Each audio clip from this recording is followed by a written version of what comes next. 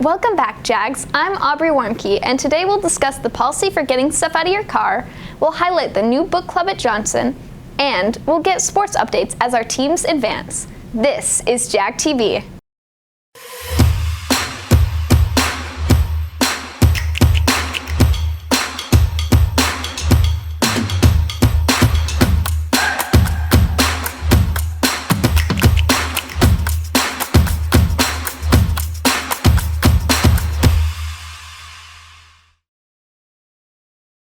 If you need to go to your car during school hours, students must first see an administrator. Itzel and Brian have the details. No students are allowed to go to their vehicle during school hours, and even though the policy has been in place with NEISD for years, not a lot of students understand the process they have to go through in case they need to go to their car. Assistant Principal Steve Berg said if a student needs something from their car during the day, it's not all that complicated. So they just need to come check with an administrator if they forgot a band instrument or homework, or they need to get a charger for their phone. They just need to come by the office, let an administrator know, we'll give them a pass to go get what they need, and then they can come back and continue with their day. If it's during lunch, you can find administrators in the courtyard, and remember, only administrators can authorize you to go to your car, not teachers. And of course, according to administration, this is all in the name of campus safety. If you choose to risk it and go to your car without permission, depending on what you're doing in the parking lot, you can either get a warning, lunch detention, or Saturday detention. For JAG TV, this is Itzel Lara. Thank you, Itzel. After last year's trend of destroying bathrooms, Chloe and Monica talked to us about how the campus is taking precautions to minimize vandalism. You may have noticed tables with paper towels and trash cans popping up outside of the restrooms lately.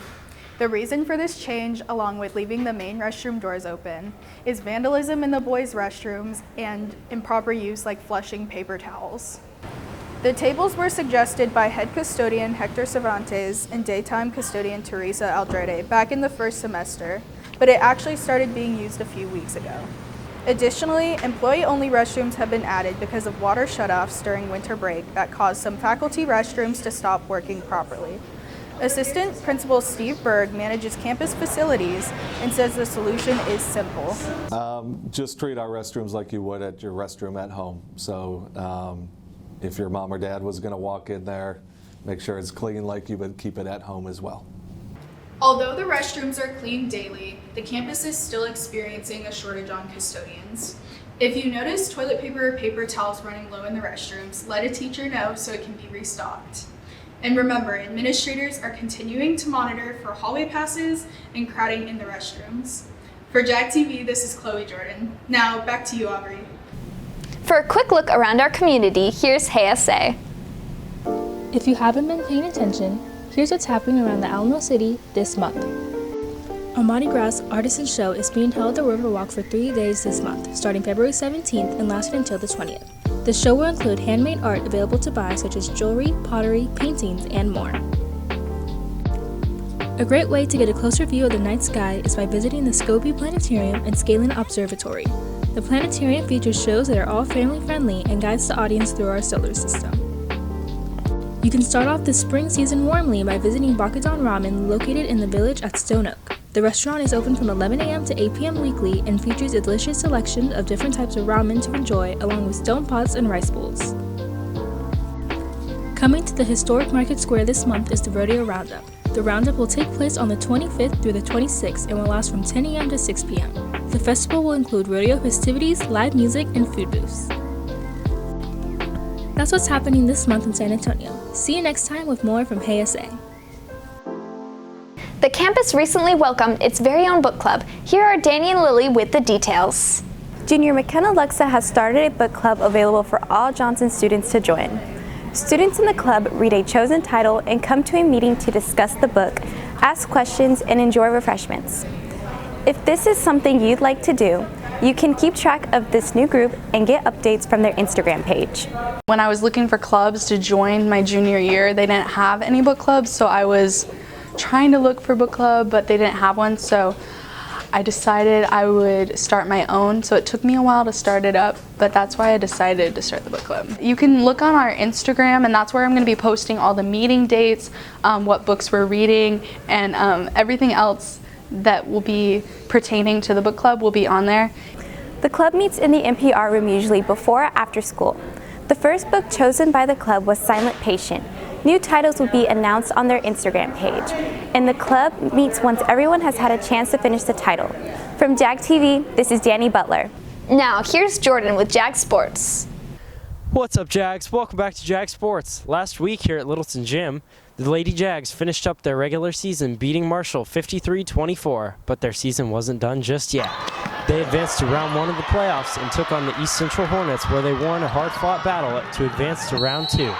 Key players in an outstanding season for the Jags, seniors Jashelle Johnson and Addison Iden, achieved personal milestones in their high school careers. Jashelle Johnson scored 1,500 points earlier this year, and with just a couple games left in the year, Addison managed to score 1,000. We caught up with Jashelle and Addie and got their thoughts on a great year. My goal was to do really well in district. The 1,500 kind of just came along the way. It wasn't really something that I was striving for at first until I realized, I was close to it. But it was something that I was proud of accomplishing. Just to make it farther than we did last year. Last year we made it to 3rd round, so hopefully state this year. And the boys are advancing to the playoffs as well. They beat Marshall last week 69-53 and are advancing to the playoffs after beating Madison and Lee. After a slow start in district play this year, the Jags picked up steam and are advancing to the postseason. And for more off the court, let's send it back to Jordan. And off the court, the Jags recently had major success at district and regional tournaments, with Jag swimmers advancing to state in the boys relay and Jada Scott advancing for the girls. Their state meet is this weekend in Austin. The Jag wrestlers took second at their district meet, with individuals having great performances, including Antonio Perez earning his 100th win. 14 wrestlers advanced to regionals, and of those 14, 8 advanced to state, which will be in Cyprus this weekend. From the mat room, I'm Jordan York for JAG TV. See you next time, Jags.